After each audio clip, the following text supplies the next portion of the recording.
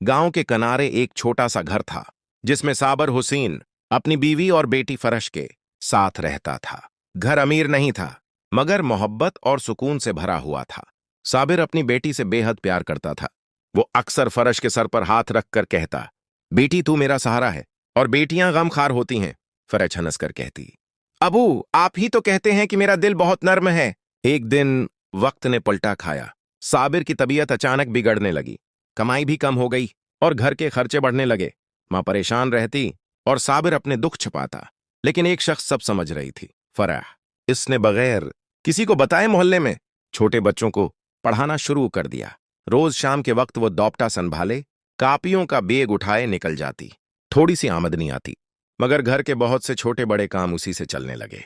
मां ने एक दिन पूछ लिया, बेटा ये सब तू कब से कर रही है? फरश ने मुस्कुराते हुए कहा, अमी मैं आपकी बेटी हूं। गमखार बेटियां अपने घर का बोझ नहीं गनते, बस उठाती हैं। चंद मां बाद साबर के इलाज के लिए बड़ी रकम की जरूरत पड़ी। घर में कुछ भी न था। फरीह ने वो सोने की बालियां जो उसके जहीज के लिए रखी गई थीं उठाकर अम्मी के हाथ में रख दें। उम्मी कांपती हुई आवाज में बोले, फराह ये तेरा ज़्यूर है बेटा। फरह की आंखें नम हो गईं। अम्मी अबू की जान ज़्यूर से ज्यादा कीमती है। बेटियां अपने बड़ों के दुख खरीद लेती हैं।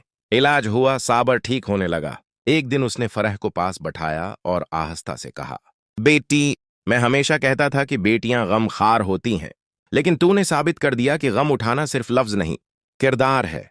फरीह ने अबू के हाथ थाम लिए।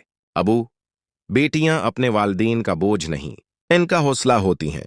सबक गमखार बेटी वो होती है जो अपने वालिदीन का दर्द देखकर मुस्कुराहट के साथ अपने हुस्से की खुशियां कुर्बान कर देती है। ऐसी बेटियां घरों को रोशन करती हैं और मुश्किल वक्त में छांव की तरह साथ खड़ी रहती हैं।